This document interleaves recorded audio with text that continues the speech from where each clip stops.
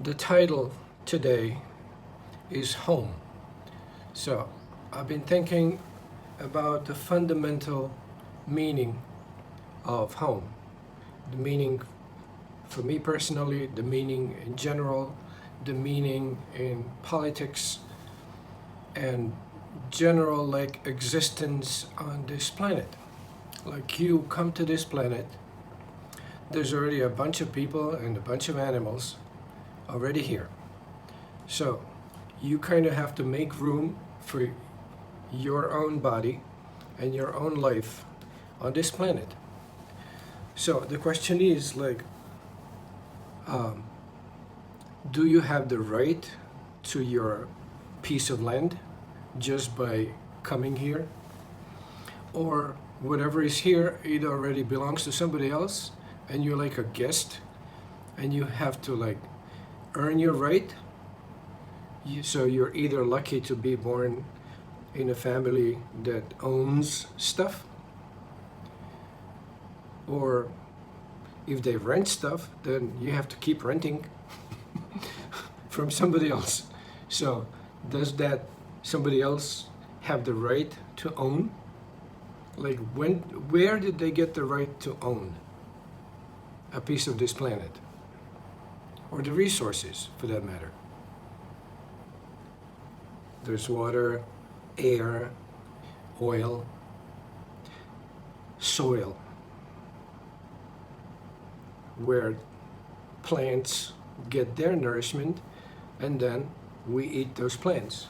Or those who eat animals, they eat the animals who eat the plants. So, do we have the right to all that? That's one question. Another point is that we do feel that we need a space for ourselves, and the fact is that we do need space for ourselves, and we, if we are normal people, meaning doing what's programmed for us to do here, to live and procreate. That's the big picture. So we need space. And psychologically, we need to feel at home. So you wake up in the morning, whatever your situation is. For example, I'm renting right now. And even if it's not your first thought, it's the feeling that you have like continuously, the worry how you're going to pay the rent. So maybe you are organized enough so that you have saved for your rent and you don't have to worry like immediately. But still, you have to think about that. You have to plan with that. To rent a piece of this planet, to live. So you rent from somebody else, so that somebody else has earned their right to property, whatever way, and now you're renting from them. But that feeling is anxiety, really. You're not relaxed when you think you have to pay rent.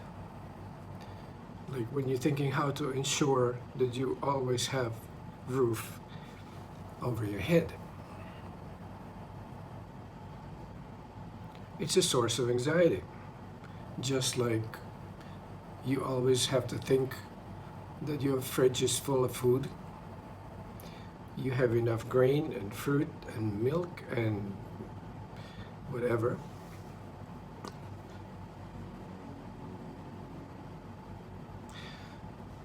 In terms of like the organization of, let's say, a country or the whole world, those who are supposed to be leaders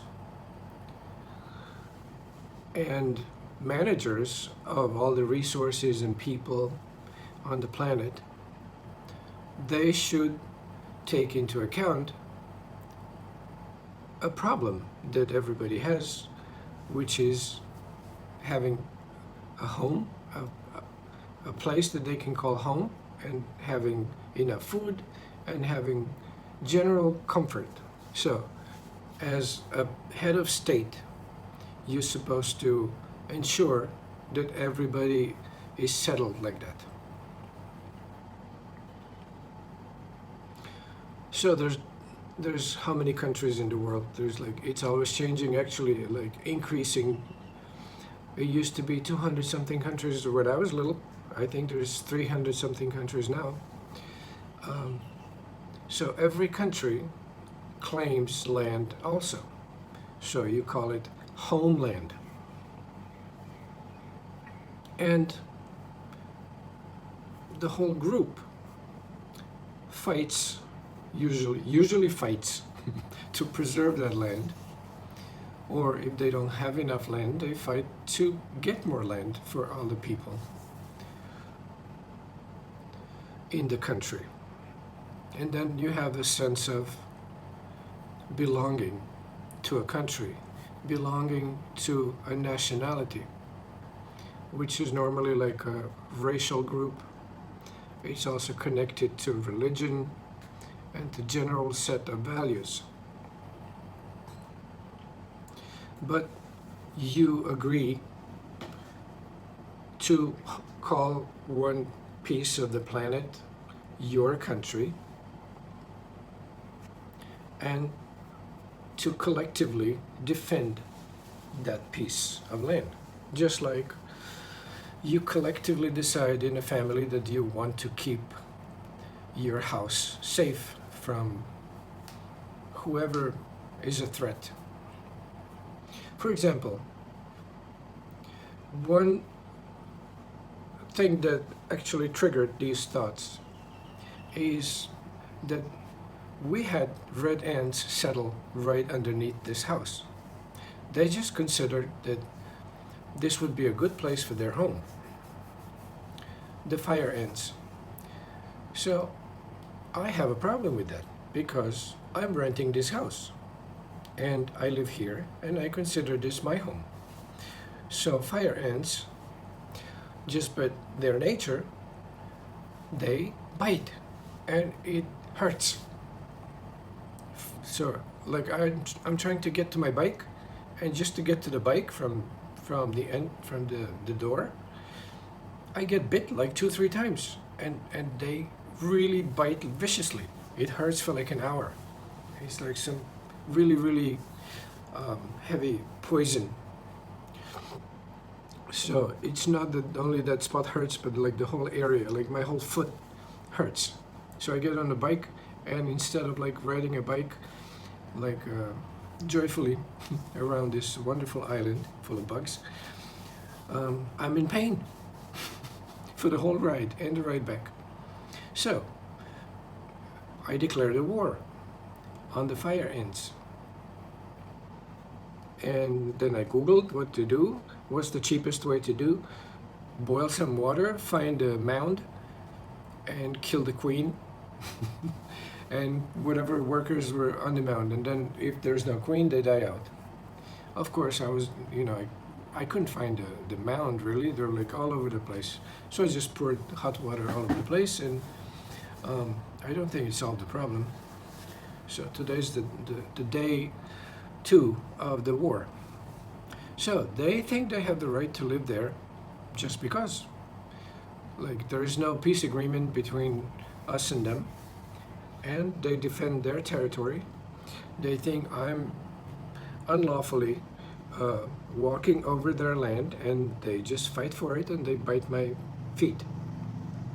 And I'm thinking, well, I don't like to be bitten by fire ants, so I'm killing them. So that's the nature of this world. It's kind of not a great deal. You come here and it's a struggle for just basic fundamental things like home. You have to either, like if you're lucky, as I said, you inherit, your parents already took care of it, and then you're born into a good situation and you never worry about it. But Many people are not born into a good situation, or they're born into a good situation and then the situation changes. Like, I was born into a fairly okay situation, or at least I thought so, because I didn't have to worry about it because my parents worried about it. So they had good jobs, they finished their schools, and they actually got the apartment from the military. So my dad worked for the military, they provide the apartment, and my dad used to say, I sold my soul to the devil just so I can provide for you. So that's how I felt so welcome in this world. So that my dad had to sell his soul to the devil so that I can exist on this planet. He made sure we remember, like, don't forget that. But he was right, actually.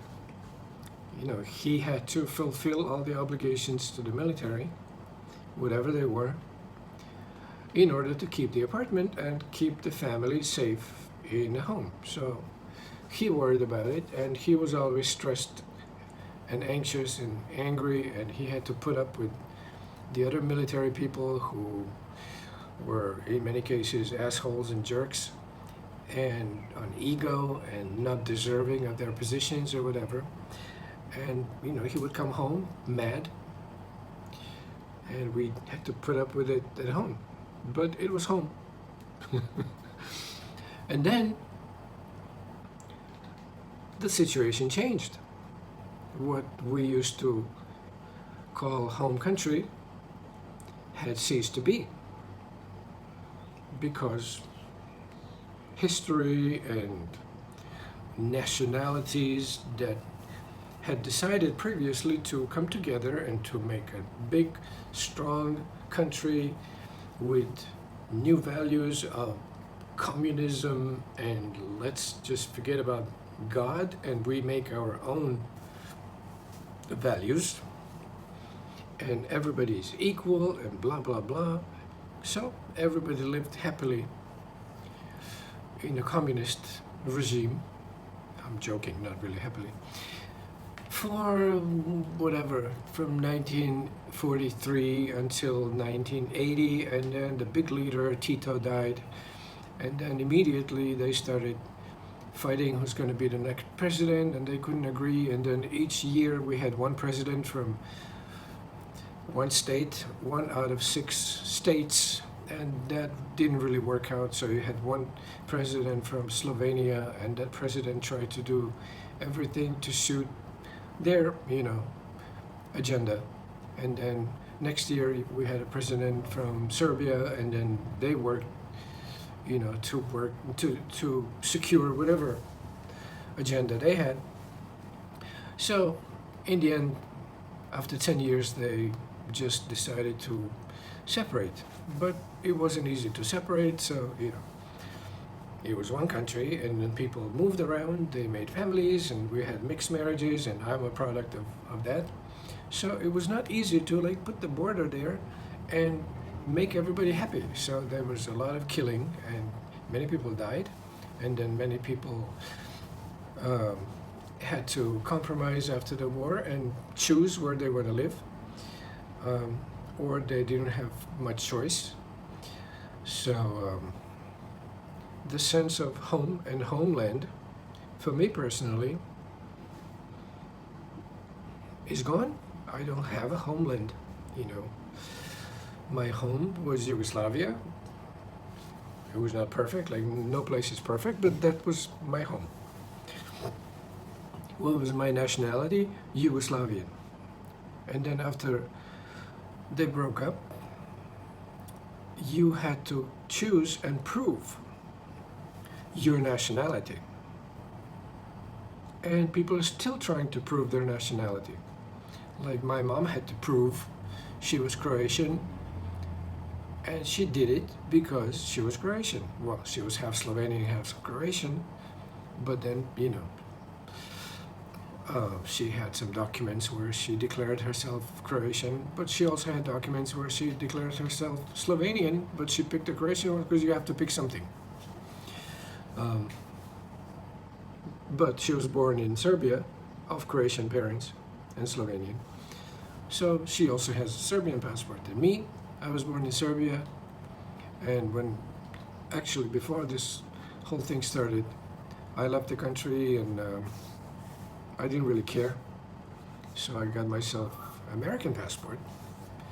But back home, I have Serbian passport because I was born there. But I don't consider myself like Serbian. I'm Yugoslavian, whatever. So what's my home? America. I'm a citizen. Does that mean, that's my home? I don't know. No, it doesn't feel. Serbia is not my home.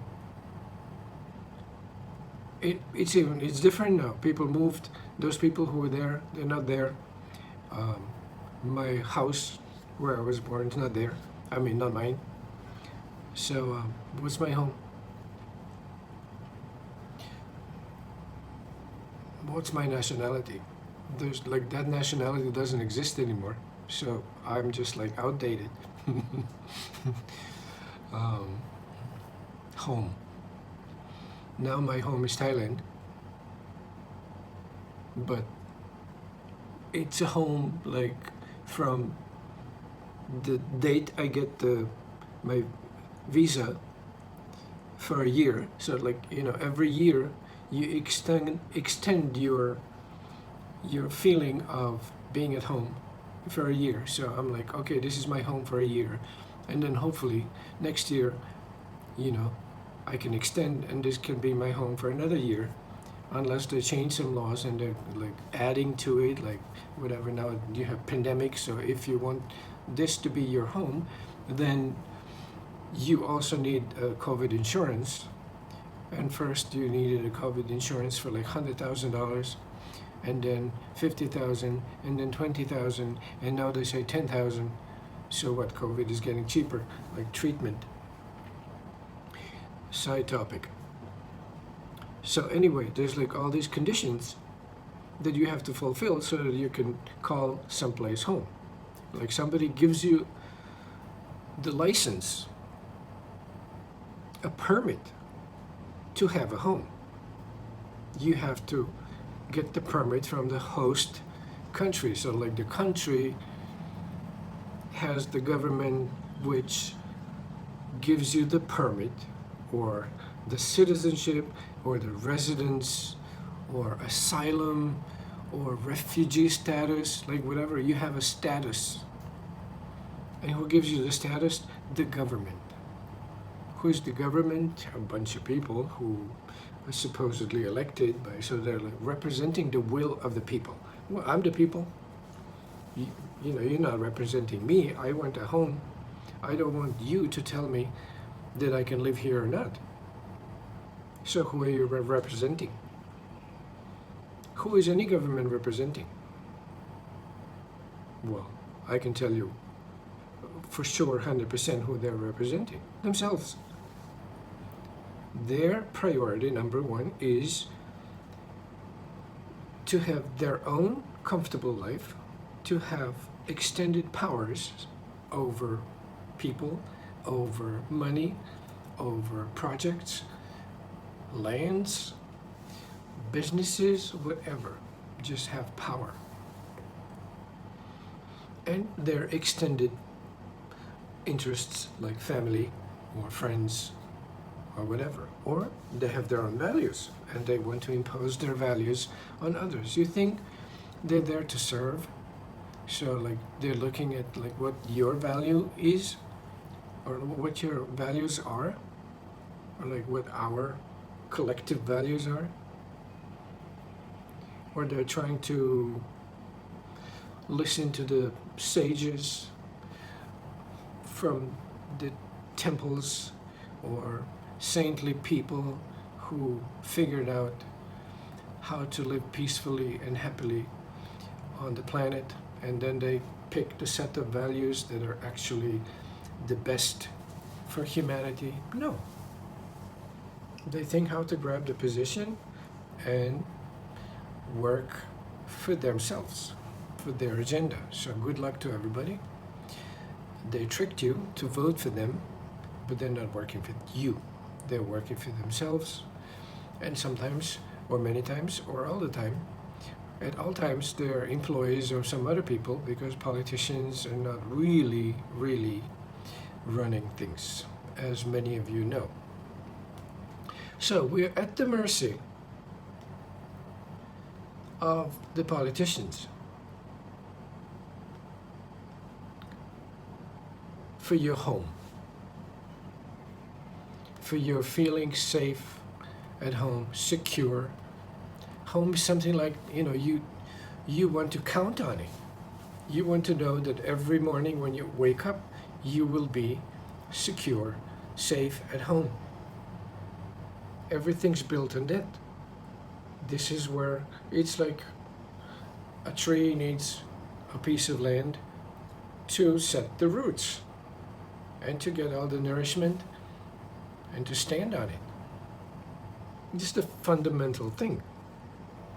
But, it should be guaranteed constitutional right and a God-given right to have your home.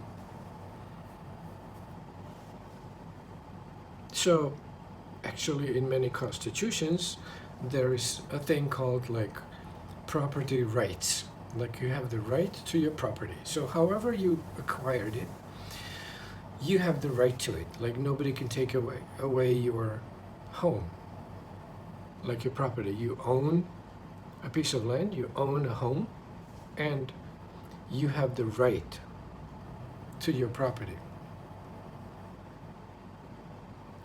But then they came up with some ideas like property tax. Oh yeah, fine, you own it, yeah, but you have to pay me money every year. And then that amount of money from like some symbolic fee, like management fee, like, we are providing management for the whole community, town. So, we need to pay the administrators, people who are pushing papers around and saying, like, you, Mr. Boris Popovich, you own this piece of land, and you, Mr. Blah Blah, you own this piece of land, but we need a fee, so because we need to eat and buy our cars and buy our homes as well. So you pay us a little bit of money, a small fee, so that we can administer your home. And then they built on it. More. Oh, we will administer your education. Oh, we will also administer your security, like whatever. If you get old, like, we'll take care of you if nobody can take care of you. Or, there's other social cases, like, some crazy people, homeless people, add that. And then, we need to build roads, like, that are important for everybody. So, okay, let's add a fee to that. And then, but, we also have different projects and, how do we get money? Oh, like property tax. Little by little, your property tax is, like in America, where I lived, 2% of the value of your home. So, okay, then it matters for them what the value of your home is. And higher the value, more taxes they can collect. So they also have appraisals, like appraisers, town appraisers. So they come and they tell you your home is worth this much. It doesn't matter how much you can sell it for. They tell you it's worth this much, and you have to pay us 2% of that. So whatever the current value, depends on where you live, but where I lived, average home, $500,000. 2%, $10,000. $10,000 every year. 10 years, $100,000. 20 years, $200,000. 50 years, that's another house in taxes. $500,000 for 50 years. You live 80 years, you pay $800,000. More than the value of the house for your lifetime. And then they say, this is your house. And then you can give your house to your children, and then they can pay. So that's your sense of security. With all these vultures feeding on you alive, they're not waiting for you to die. They want to feed on you alive. Just because you need a home. So what's really home in this world? Like, it's a means for these people who have power to feed on you, because you will fight for your home, and that's something that everybody needs. So to them, it's just numbers. So, okay, how many people do we have in this country? Okay, everybody wants a home. Let's tax everybody so we get this much money. So it depends like how many people you have. That's how many home situations you have. And then, they will have to work for that. And then, okay, so let's take a loan from God knows who. I mean, somebody who makes money out of nothing. Take a loan so that we can spend it, put it in a budget, and spend it for important things. And then these people who really just want their homes, we tax them.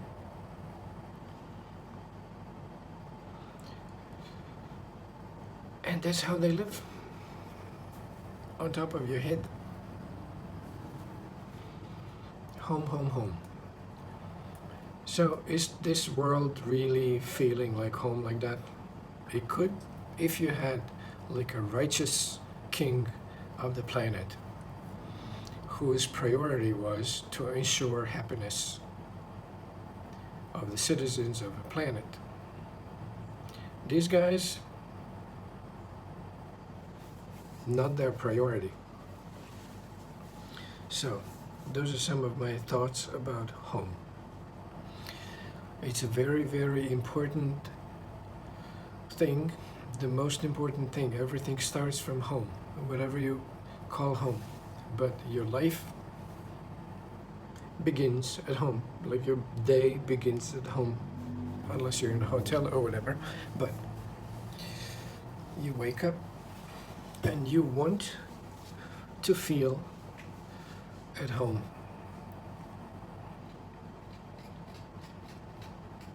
That's the prerequisite for happiness.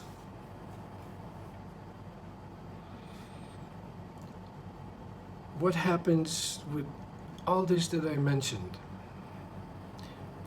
when you get disillusioned that home is not really home?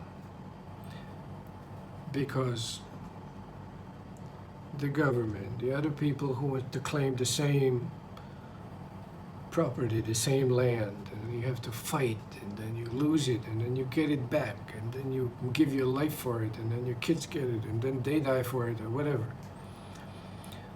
Then you think, okay, this is not really home. Is there any place where I can call home? So you have religions that offer a solution or the answer to your question or to your philosophical existential dilemma. Is there any place that can be 100% my home forever? So yeah, you come to God and there is a place for you. Oh, so different rules there. I guess the space is unlimited and they can always fit you in. What do you do there? Different things depending on what you believe, which religion. I don't know much about Christian or whatever, like Hindu. They also have different ideas, depends which branch. But let's say the Hare Krishnas. There's Krishna waiting for you. So you're out of jail and you go back home. Like this place is considered like jail. You're back home and Krishna says, where have you been? Come back home. Gives you a hug and then you're all set for the rest of eternity. And then you meet your friends. Oh, and they're all like, "Where have you been? We've been waiting for you." Oh, I got stuck, on an Earth planet. It's hopeless. So I'm back. I'm not going back. So that's one um, way out of, like, literal way out, and in the psychological sense, way out of trying to make this place home. So you make that place home while you're still here, and you feel that, okay, I'm traveling now, and I'll be back home. So at least it gives you some sense of home, away from home. And I think there's one book, it's called like Back to Godhead. It must be like archaic English, Godhead, like the head of the God, or I don't know, Godhead. Well, back to God. So that's where your home is. And like He's waiting for you to come home. So there's one solution. I can't think of like a better one. I mean, you can fight for your homeland forever, but you look at history. History is just fighting for homeland, fighting for territory. On the geopolitical, in the geopolitical sense, or personally, people fighting each other for properties. Divorced couples fighting over properties they acquired. It's just struggle to keep your home. So some people just give up on whatever, I'll just be on the run, on the road. My home is whatever, my job, and I make enough money to always pay for something. Yeah. But that's like always on the run. Try to imagine like when you were a kid and there was no concern at all. You just know you wake up and you're at home. And who's your home? Your parents. You're not so concerned. Like, I have a baby, 19 months old. His concern is that there's always a boob next to him. So if mom moves and goes to the bathroom, he cries immediately. It's like you cannot pacify him. The boob left.